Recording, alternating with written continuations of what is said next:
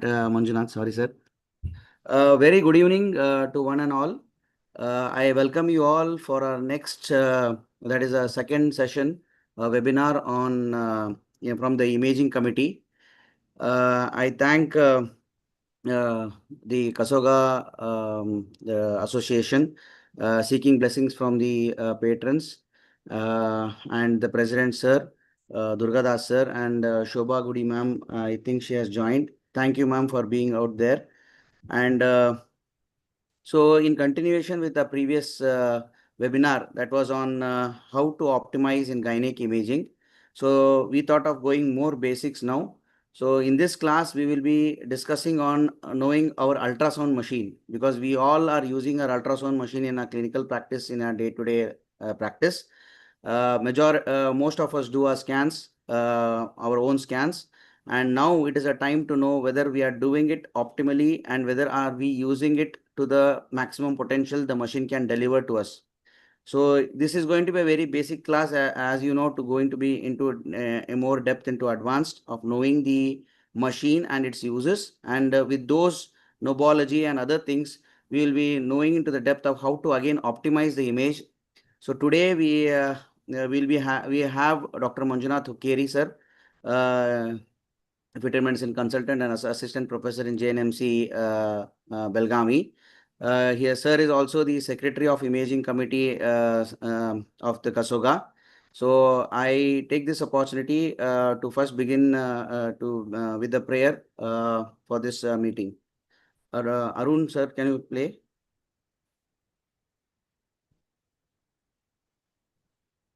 कल्याणम् आरोग्यं धनसम्पदः शुभं कुरु त्वं कल्याणम् आरोग्यं धनसम्पदः शत्रुबुद्धिविनाशाय दीपज्योतिर्नमोऽस्तुते दीपज्योतिर्नमोऽस्तुते शुभं कुरु त्वं कल्याणम् आरोग्यं धनसम्पदः शुभं कुरु त्वं कल्याणम् आरोग्यं धनसम्पदः.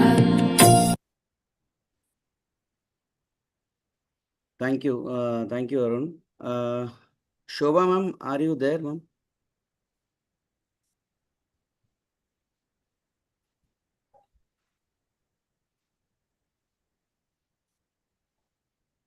Okay, ma'am is not yet joined.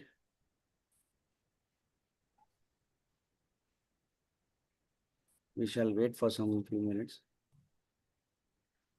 Ashalata, ma'am. I request Ashalata, ma'am, to. Hello, sir.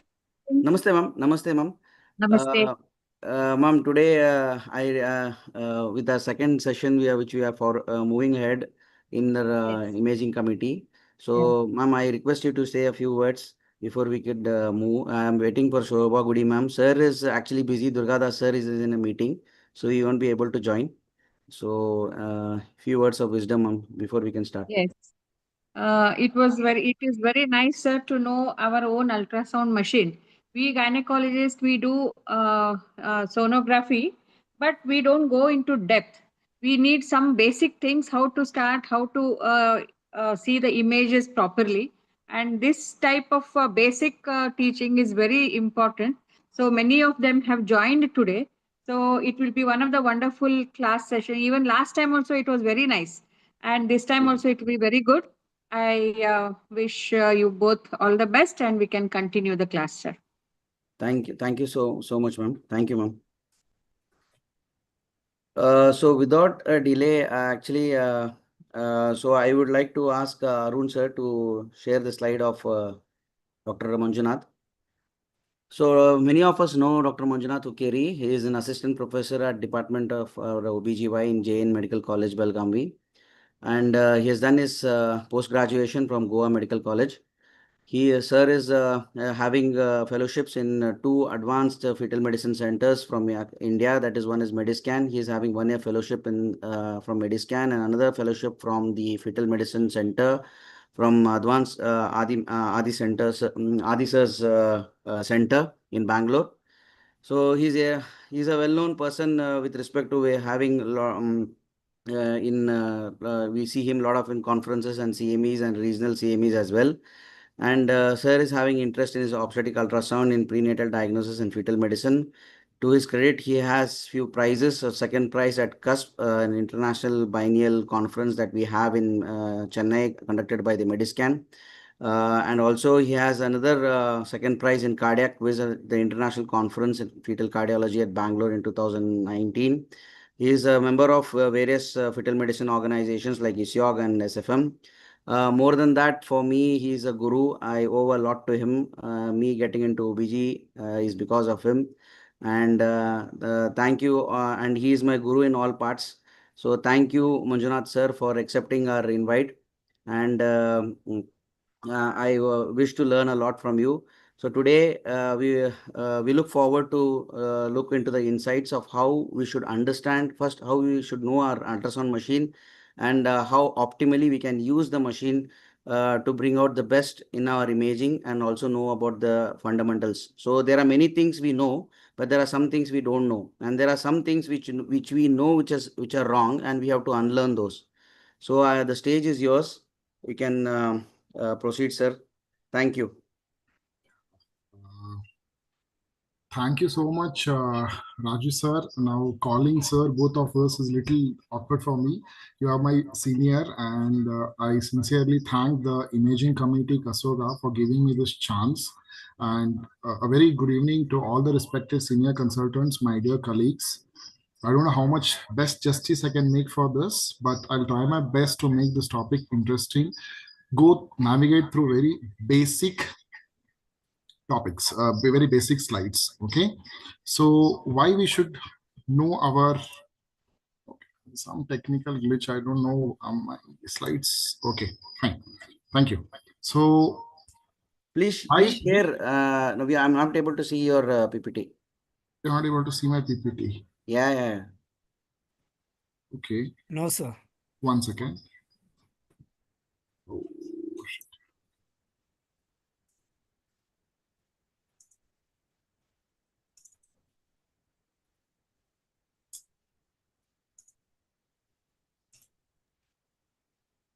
Yes, sir. Slideshow, sir. Able? Slideshow. Yeah. Slideshow. Now you're able to? Done, Yes, sir. Yes, sir. Yeah, thank you. Sorry for the technical glitch. So why this topic we choose was, I should congratulate Raju sir for taking this initiative to start with. Sorry, again. You are able to see my. Yes, sir. Yeah, sorry. Yes. So I should congratulate Raju sir for taking this initiative for starting this. Manjunath, once again, sorry to interrupt. Yes. Presenter view. You have to reshare it again, I think. Sorry for this technical glitch.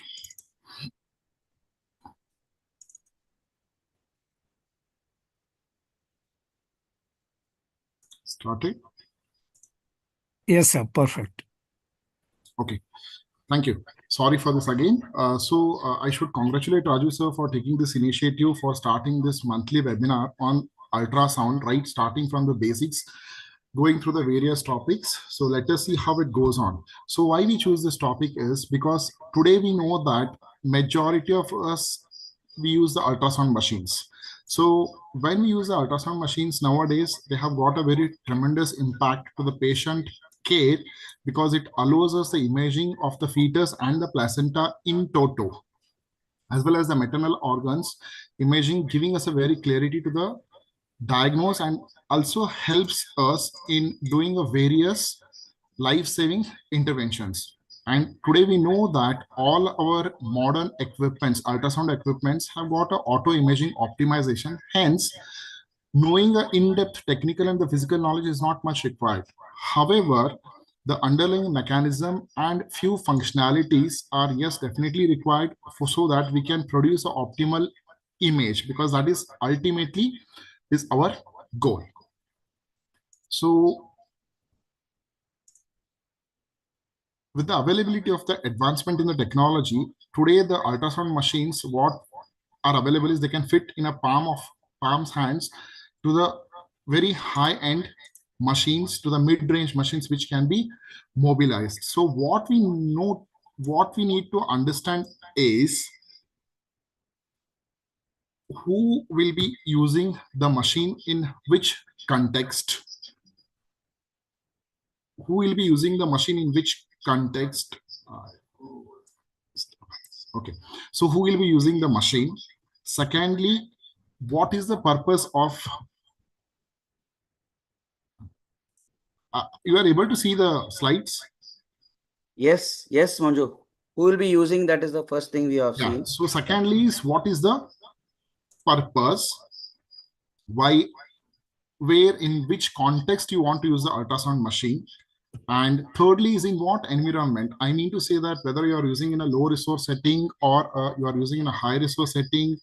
So finally, what about the after sales service? So what about the after sales service is, that is also very important, because once the machine is sold, is the service available?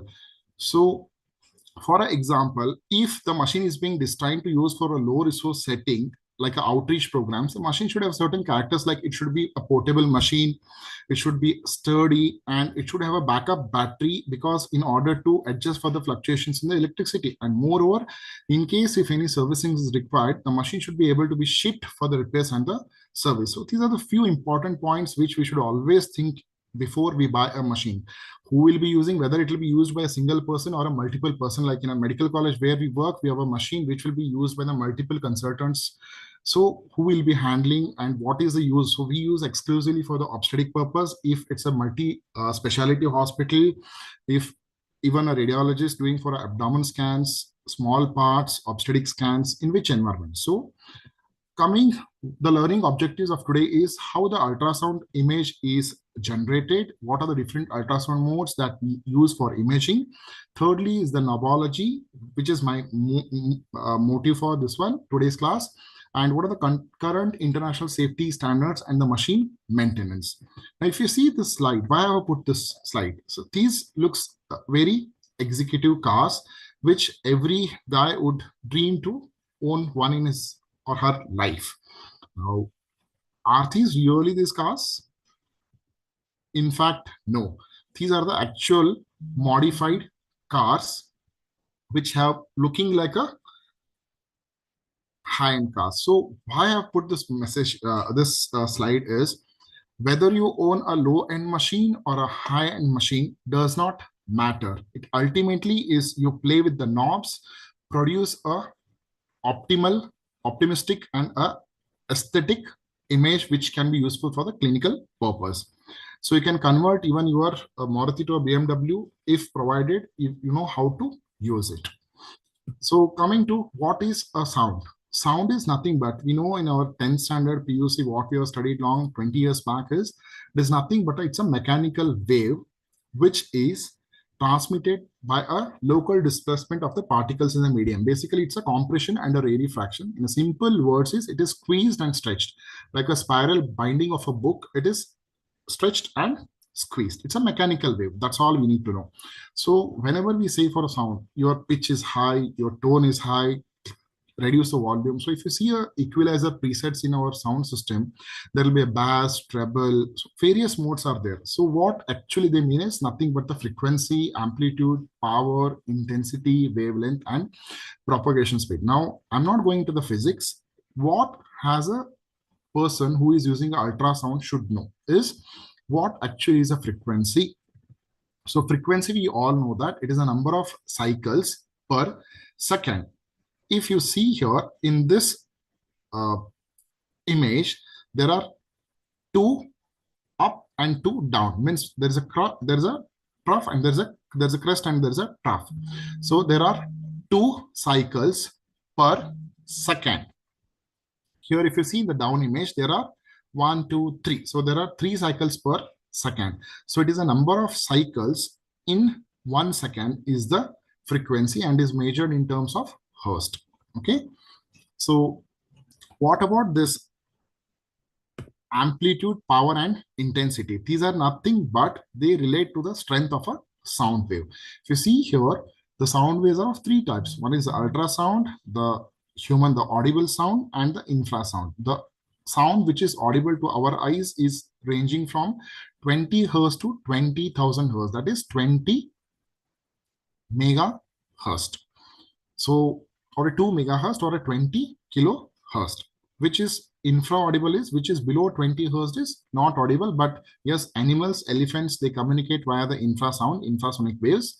And the waves which are not audible, that is about 20,000 hertz, is our ultrasound. So this power, one should know, is there's a knob on the ultrasound button, acoustic power or a power button, not the on and off. It's the power button basically. What it does is it basically increases the energy that is transferred through the sound wave, and it is expressed in terms of watt. So when you increase the power, the acoustic power increases, the image looks brighter. This is what is this power means. So next coming to is wavelength. Now what is this wavelength? It is the distance traveled by a sound wave in 1 second. It is mentioned, it is expressed in terms of a lambda. So we know that if you see this images A, B, and C, in the first A image, you can see there are just, it's a 1 cycle per second.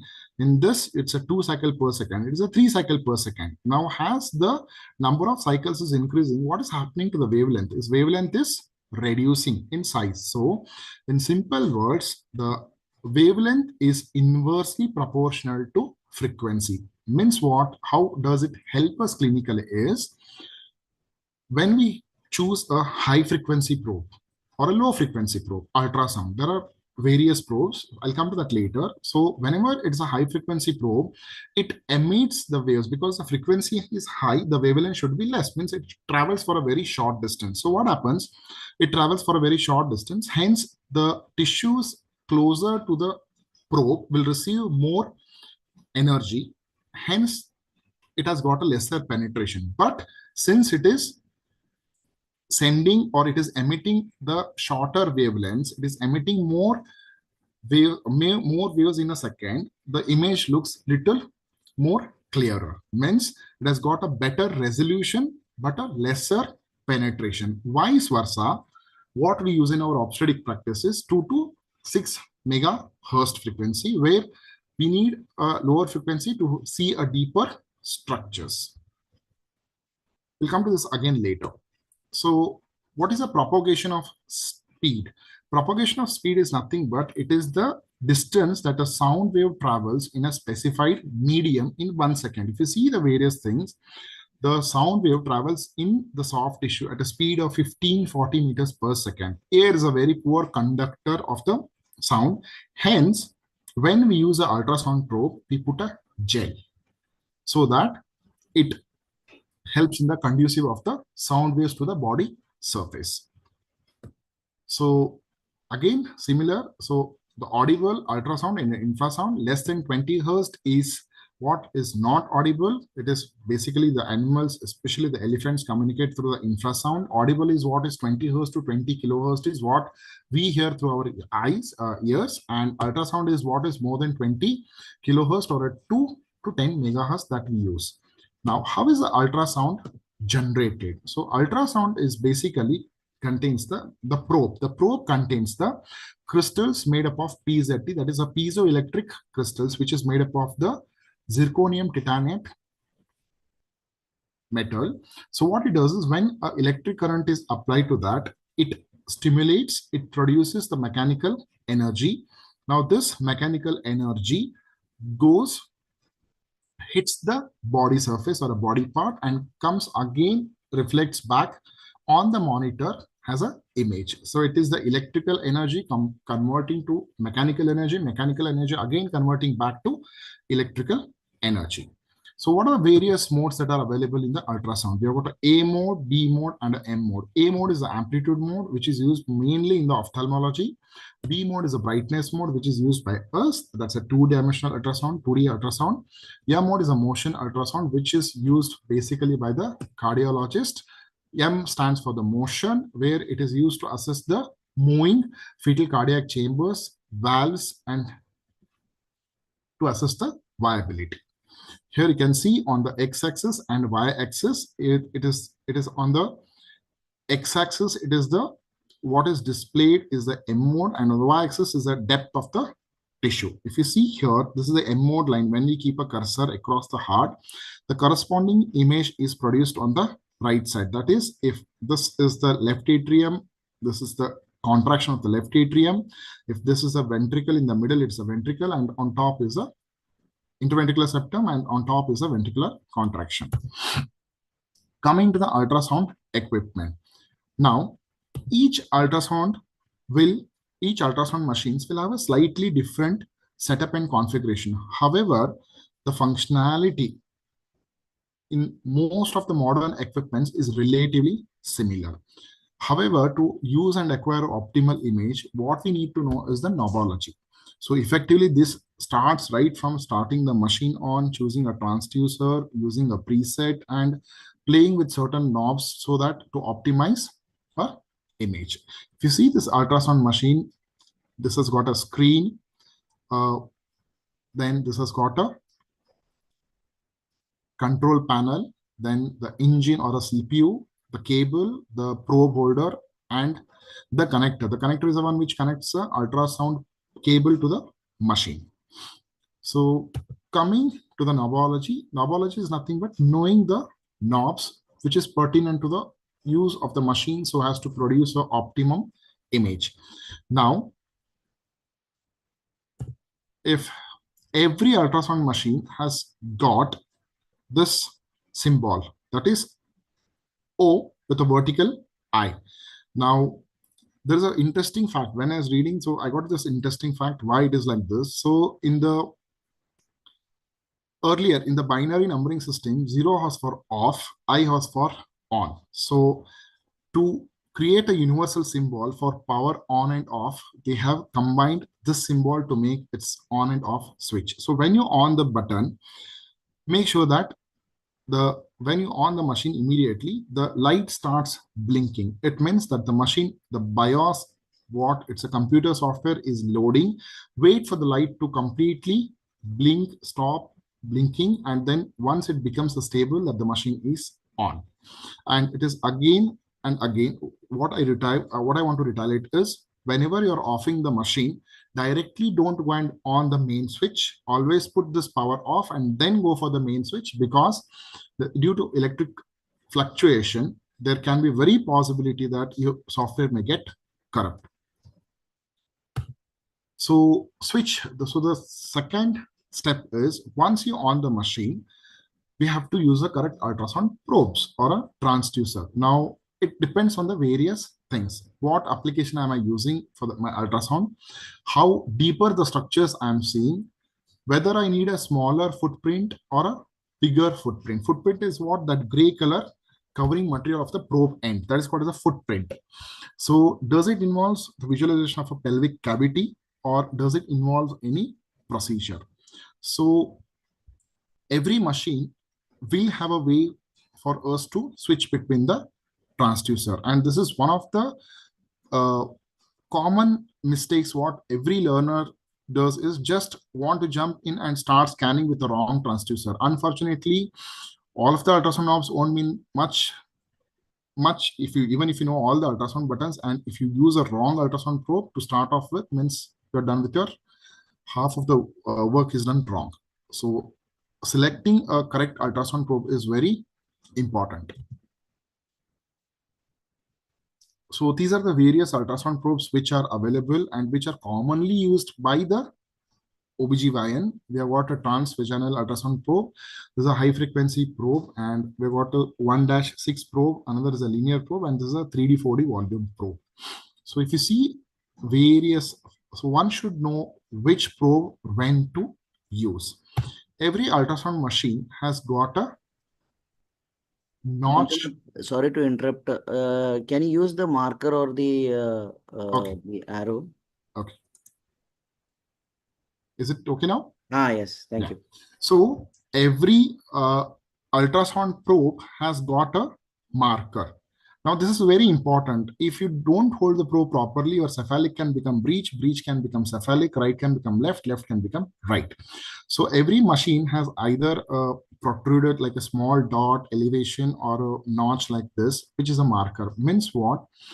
If I hold the probe, this is the sagittal which is the probe is held. If I hold the probe craniocaudally, means if this mark has to be always cranially towards the mother's head.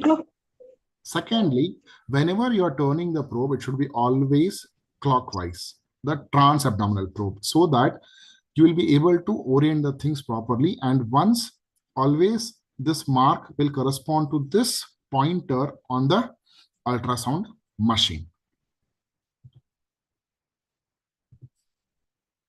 Now, here is an example of this linear probe.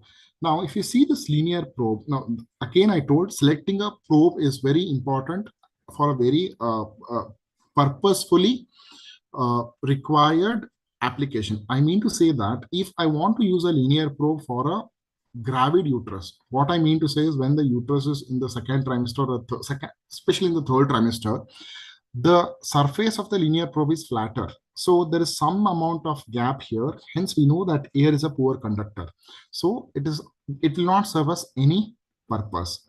However, if we notice nowadays, whenever we do a NT scans, especially in the first trimester NT scan, everyone prefers to use this probe. You can see here how crystal clear, because it's a high frequency probe, uterus is still in the pelvic cavity by 12 weeks or just palpable, and hence your probe will be parallel to the skin. There won't be any gap between the skin contact.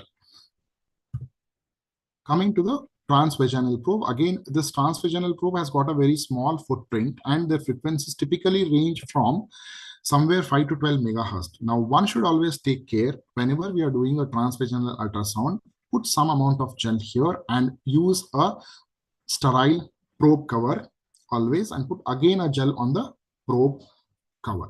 So this is very important. So it has to facilitate the transmission of the ultrasound. Now we know that this is a one which is used for the endocavitary application, where this has got a high frequency, hence the resolution is very high. Now, holding the probe is also very important in the correct manner, because one, it will reduce the fatigue on our fingers. Secondly, it helps us to stabilize the position, because it helps us to do a subtle probe movements. And secondly, it will help us to get again an optimized image, and it helps us again transiting between the various views and different axes of the fetus. Like if I want to see the orbits and just I want to see the median profile, I just rotate the probe clockwise, anti-clockwise 90 degrees. So if I hold the probe properly, we'll be able to execute the things very much smoother.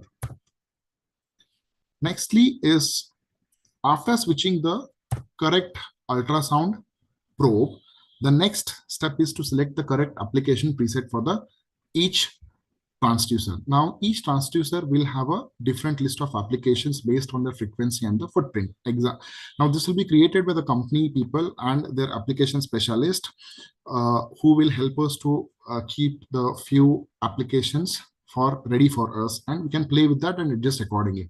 This is exactly like how we use our mobile phones in a portrait mode, in a night mode, in a day mode. Various modes are there where we just click that and we just do a subtle fine adjustment and you get a proper images. So selecting the correct application preset is similar, where it automatically selects the ideal frequency, depth, gain for that application.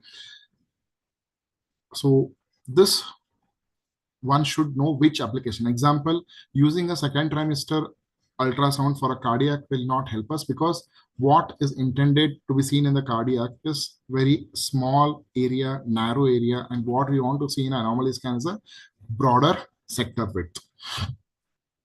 So selecting the proper application, once you select the probe, then selecting the proper application is very important. Nextly, so this is one of the most underutilized button on our ultrasound machine, that is depth of the ultrasound wave. Now there's a button on the ultrasound machine called as a depth. Now what is that? Depth is nothing but it will give us the decent ultrasound image when we place the ultrasound probe on the patient, provided we are using it to optimal depth. If you can see here, if this ultrasound is depth is at 8.5 centimeters. Okay, now when I change, you can just see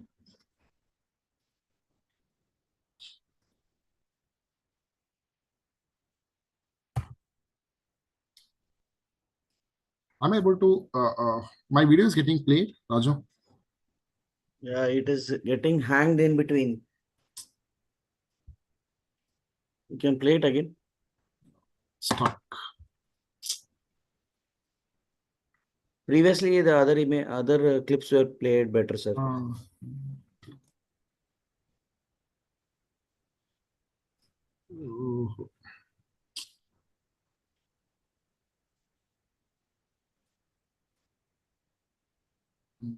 Sincerely apology for this technical glitch.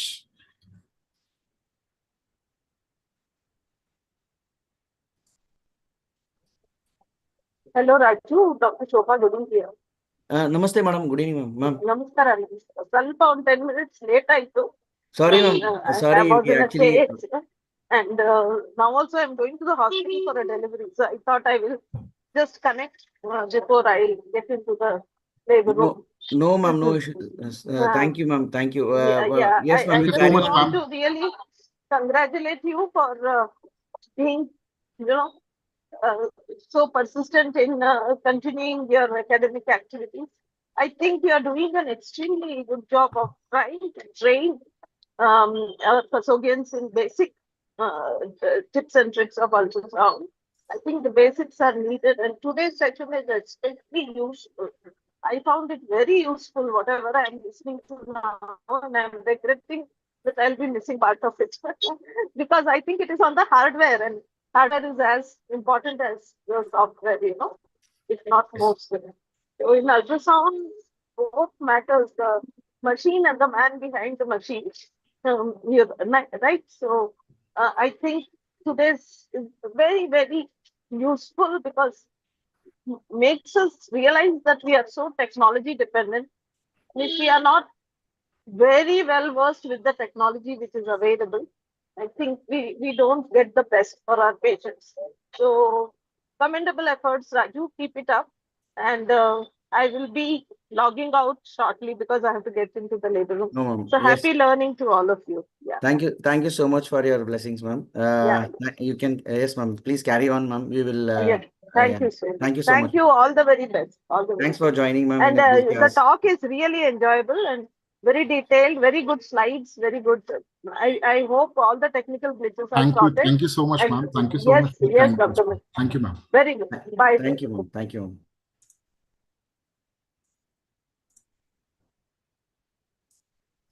You are able to see my slides, Raju? Yes, but this is in. Okay. Yeah. Okay. Now, still it is? No. Okay. Now we are able to see? Yes.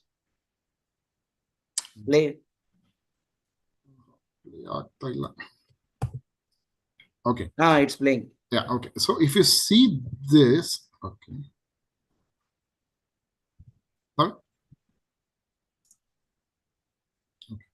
Now you're able to see?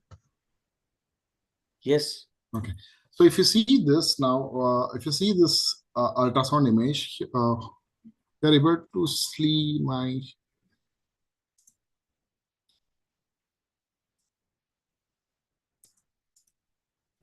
cursor. You are able to see my cursor? Yes. Yes. Okay. Fine. Sorry. So if you see this image, this is one of the underrated switch. What we say is depth. If you see here this image, it is being seen at a 8.5 depth. Now, when I reduce the depth, means you can see here when I reduce the depth, I see a bigger image.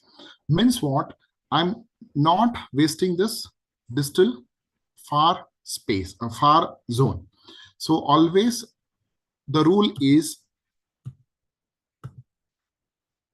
make sure that you use 70% of the monitor, the display to use the ultrasound image. Now, by reducing the depth, it increases the spatial resolution of the image. Some technical glitch. I'm not able to move my slides forward.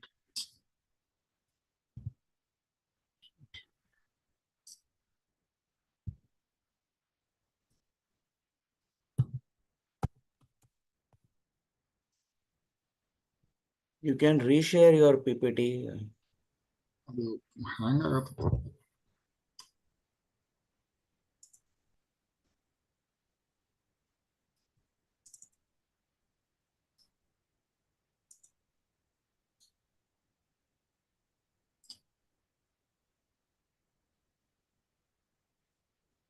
You are able? No.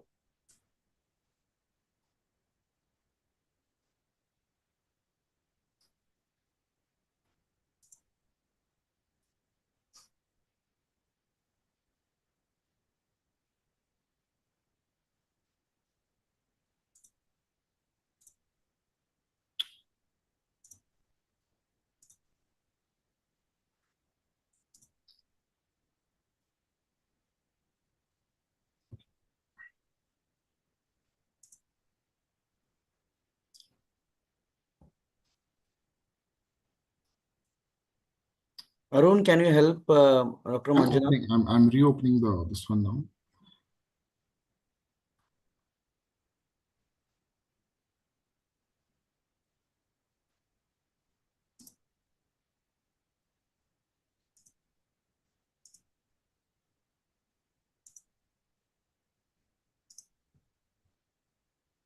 Now you are able to see?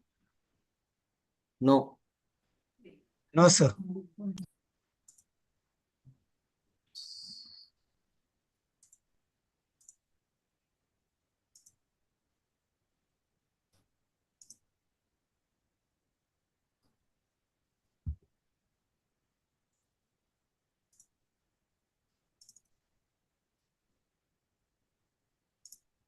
Yes. Yeah. Okay.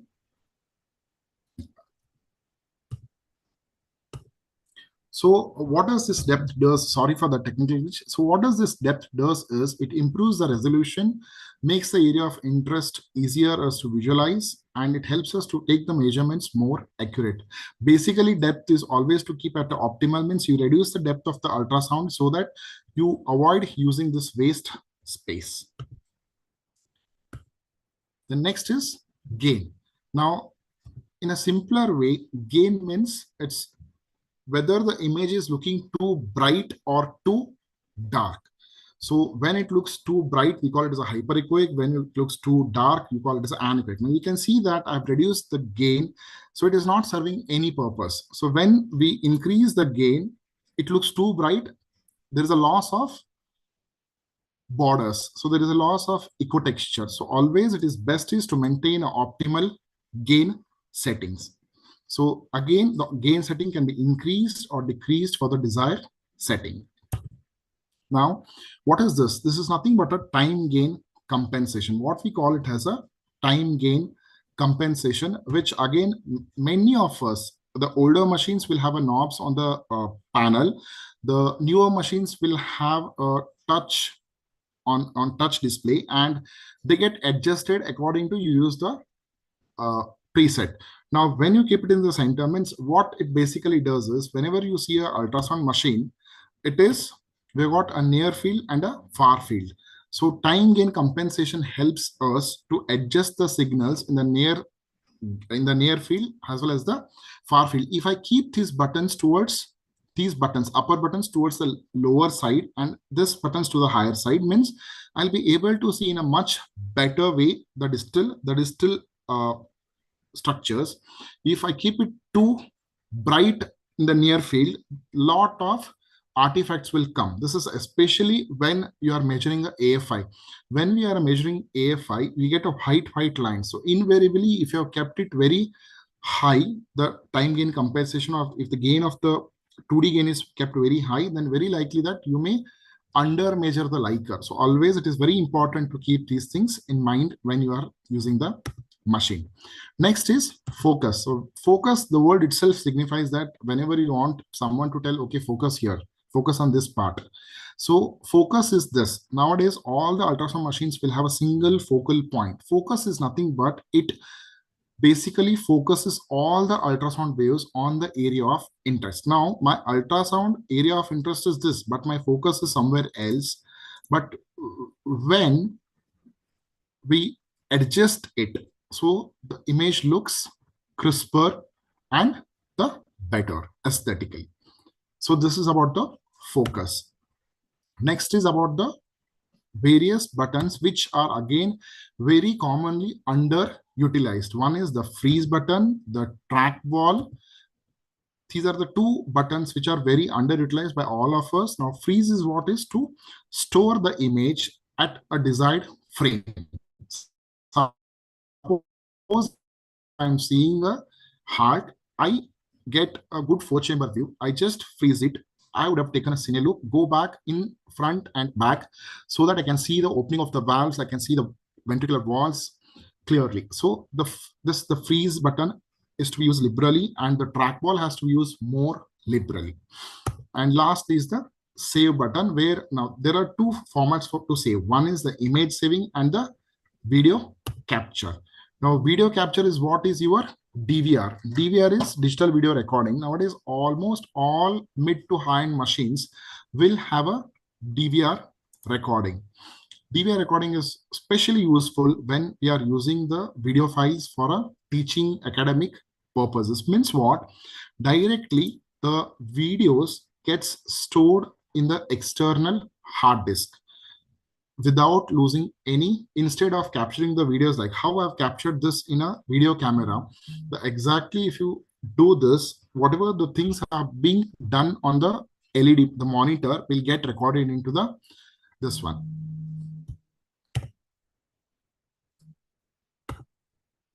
So one has to make sure that whenever you buy a machine, that DVR option should be asked for the company. Secondly is, this is again one more button which we commonly underutilize, that is dual and a quad screen. Every machine has got this dual and a quad screen, where so how does it help in our obstetric practice? If you see here, the two images here, by putting it into a two splitting image, dual images, I can see the upper end of the placenta and the lower end of the placenta. If I try to save it somewhere and mistakenly in the hurry-burry, if I would have missed a low-lying placenta, then I wouldn't have been justified to tell someone that I've seen and I've missed it. So always make sure that the upper edge and the lower edge of the placenta is seen and it is stored in the two-dimensional. Again, one more help, what it helps is to see the limbs. If what I prefer to take is in one, this one I see left arm, in another is a right arm, right forearm, left forearm, one hand, other arm. Like what I've shown here in a quad, this is useful to image the AFI one. Now majority, again, new beginner people, what they do is they take a single image and they measure the AFI. And by the time you take all the four and measure, the ABV would have been moved and the likelihood would have got displaced, and eventually you will get it as a 0. So always when you measure AFI, preferably try to take in a quad.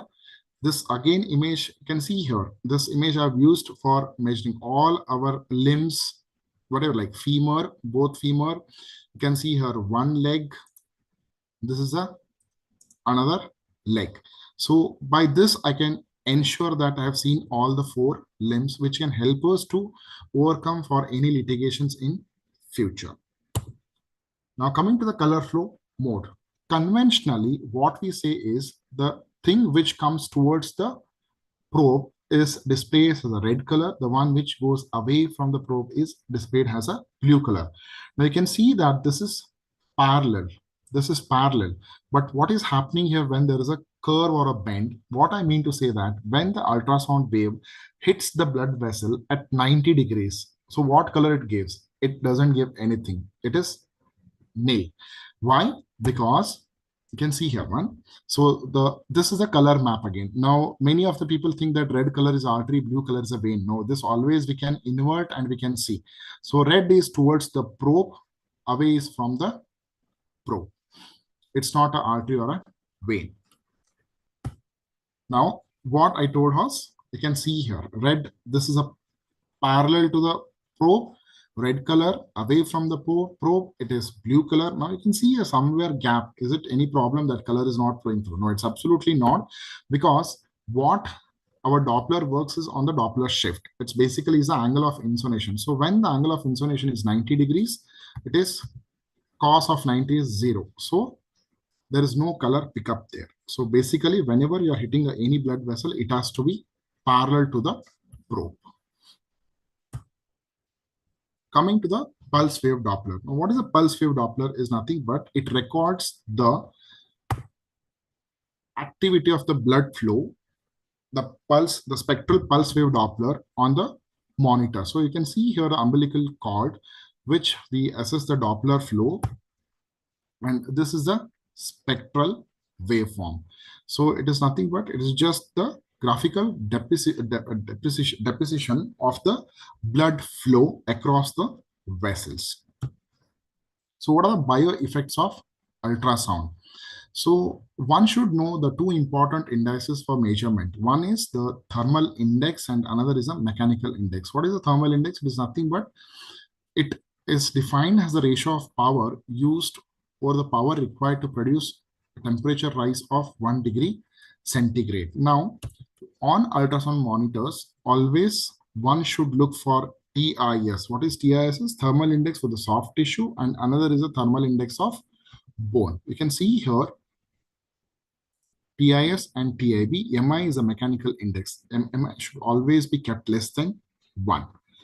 So when you increase the power, this automatically tends to go. So what we should do is always keep it as low as possible. So what we use principle is ALARA principle, that is as low as reasonably achievable when adjusting the controls of ultrasound equipment so as to minimize the risk. Even though there are no proven benefits, no proven side effects, one has to be careful in using a very minimum settings as much as possible and for a very minimum time.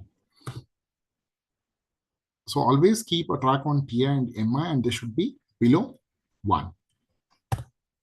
So machine care. Now this is again very important, is machine care. Now we buy a new car, we clean it for the next 1 month, maybe a couple of weeks, and then forget it. So it is exactly like the machine which we take care of the machine, we clean it, we do it every till it is maybe for few weeks, few months.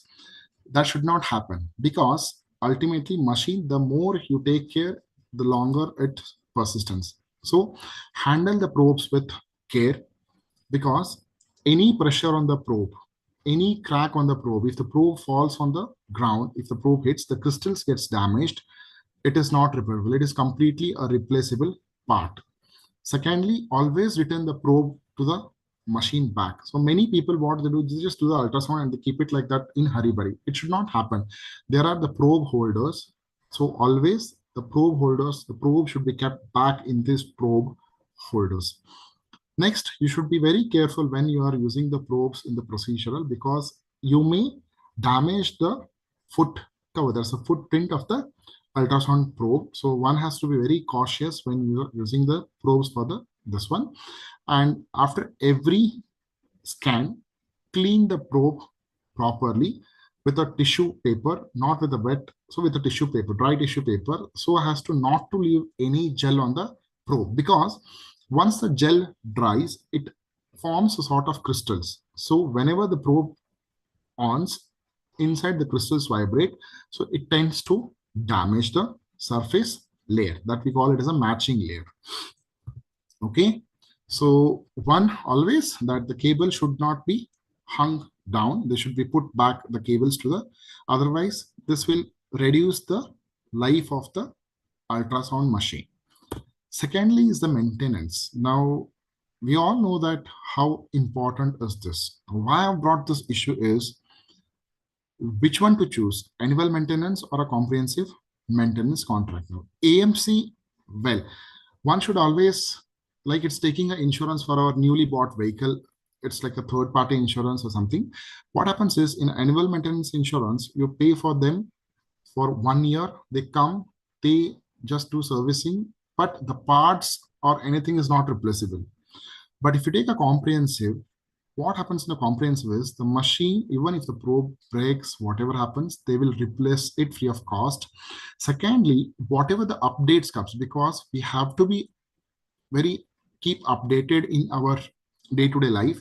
So whenever any updates comes in the machine, that will be installed free of cost by the company people. And always we recommend, like, the whenever you are fixing the comprehensive maintenance contract or annual maintenance, you deal with the company people at the initial when you are buying the machine. Either it is a 3 + 2 years, means 3 years is a standard warranty, and you buy for another 2 years for this comprehensive maintenance contract.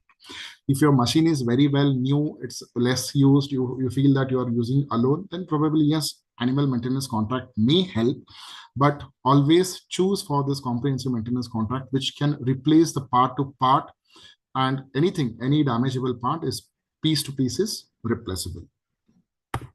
So infection control, yeah, especially when the probe comes in contact with the body fluids. When you do a TVS, accidentally the probe cover ruptures, the probe cover or condom ruptures, it comes in contact with the body fluid. When you are doing the invasive procedure, either a tapping, the fluid comes in contact with the probe. In such cases, you need to do, there's something called as a low level and a high level disinfection.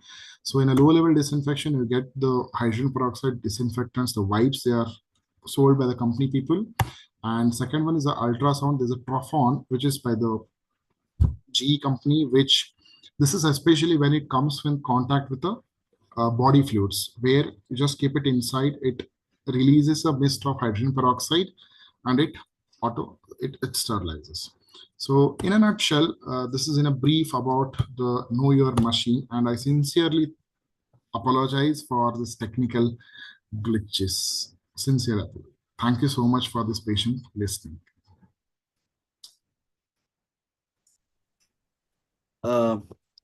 Thank you, Dr. Manjunath, for your valuable insights into the ultrasound machine. I would, because this was truly much needed topic to begin with, especially for the beginners, and also because we use this machine in a day-to-day practice. You have beautifully covered the fundamentals from understanding the machine knobs, then how to from probes and essential steps in acquiring and optimizing the images. The session was rich in practical points and has certainly enhanced our understanding of making the most of our use of our equipment. Thank you so much for your for generously sharing your knowledge on this. I would like to take up some questions if any are there.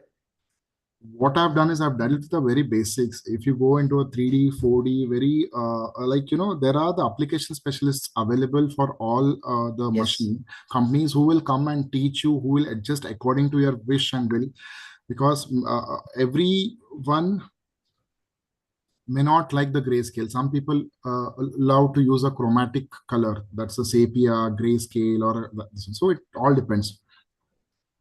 So that is a very important point, because whenever you take a machine, it is very important that you call upon the application engineer and sit with him or her for 2 or 3 days, then try to know what settings you want to have, be it abdominal or vaginal or all other scans. And it is the companies, you don't have to pay them extra, that you can call them a number of times. So the company owes you a lot for this. I would like to ask some few points regarding in the use of our Zoom buttons. If you can share some points on that, because we know there are something called as pan zoom and HD zoom. Yes. And that is how, and also on usage of our harmonics, if you can, because harmonics is when you use it for a very obese people, especially the tissue harmonics is what it enhances the ultrasound energy. So there's a button, some machines will automatically activate the harmonic imaging, and one has to be very careful when you're using a harmonic imaging, especially when it comes to the echogenic bowel, or because it increases the overall brightness. So always off the harmonics, reduce the gain. So harmonics is one which is useful when there's a poor penetration, there's a obese, you want to increase the power or you want to accentuate the ultrasound penetration. So that's what is a harmonic. And coming to the zoom, there are actually some machines have called something what is a HD zoom and a pan zoom. Now, pan zoom is what is entirely the image gets zoomed. There's a loss of some pixels there, but it doesn't give any post-processing difference. Whereas a HD, it maintains the clarity, it maintains the ultrasound lines, and yes, you can do some post-processing uh, uh, changes in that. So they have got some. So always zoom, especially when you are seeing for the heart, you are seeing for the certain area of interest. Yes, zoom button has to be used because it reduces the workload for the ultrasound machine, thereby increasing the frame rate. Hence, so this is very important thing. Yeah, actually, I didn't put that. Okay. There are some few questions to be answered. So which probe is better, single crystal or a multi-probe? Yeah, it's a multi-array or a single probe crystal. So both are, it depends on which. Multi-array is always just better because your multiple crystals are there. But nowadays, the high-end machines are all with single crystal only. Okay. Ultrasound gel is same as the ECG, yes, sir. Whatever it's of your choice. Just a media. Okay. And regarding the optimization of colors, like use of PRF. PRF, yes. Why? Because see, we have heart which is having a larger vessel, so our PRF will be on the higher side. And when you come back to our gynec scans, in the last session, we have discussed that the smaller vessels, small caliber vessels, we have to reduce the PRFs, and accordingly, we have to play with it. So most of the times, if I want to say in gynec, if you are using and you have a polyp there and you say that I don't have a feeder vessel. So there we have to reduce our PRF and also the wall motion filters that we have in the machine to reduce it to low so that you will pick up the small caliber vessels. So any points you want to add, Dr. Manjunath? Yeah. So in PRF, now this PRF is pulse repetition frequency. Now, certain machines mention it as a PRF. Certain machines will have a button called as a scale button. Yes. Scale and PRF are synonymous. They do the same function. Some machines give it as a PRF, some machines will have a scale button. Now, scale is a one which will, if you increase the scale, means if you are increasing the pulse repetition frequency, means you are allowing the machine to do lesser job so that there's a lesser color spillage. You are able to see the chambers very well. I'm just giving an example of a heart. If you see the four chamber view of the heart, and when you want to see the filling of the heart, if you keep very low PRF, means even the low velocity, especially the veins will start picking up the color. There is a spillage of the color. Correct. Image doesn't look good. So when you want to see the linear flow across the atrioventricular walls, you need to keep a high PRF. Exactly what happens even in case of when you are doing a Doppler, there's a presence of unnecessary noise. You'll get a very vague waveform. So when you increase the PRF, so everything, the unnecessary noise goes off. You will get what is desired, especially your aliasing and all is lost. So low PRF or a low scale is for a low velocity vessel, especially when you want to look for a DV, when you want to look for a pulmonary veins. So it is you keep a low PRF, and when you want to see the high velocity, high impedances, you keep a this one. Single crystals are costly. Yes, sir, they are costly, sir. Yeah. I'm sincerely sorry for the technical glitch. I don't know that video got stuck. Yeah, no issues. If any more questions, we shall take up.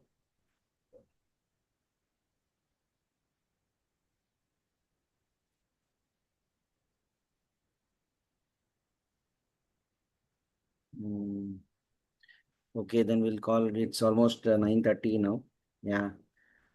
Thank you, We'll call it sir. a day. Thank you once again, all the office bearers, for giving me an opportunity. And we wish like we'll continue again the same things in future so that all the basic topics are covered.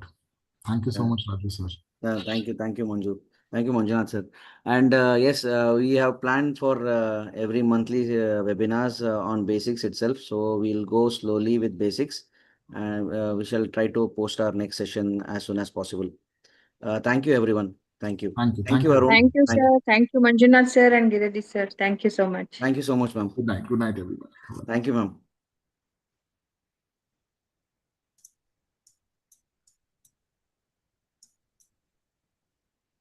Arun, we can stop sharing.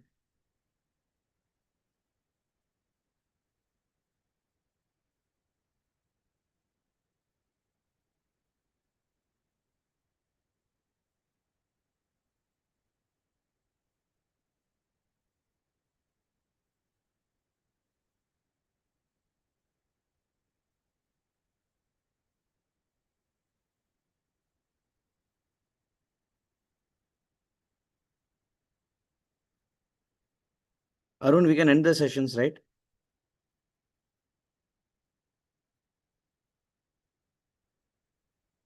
Arun?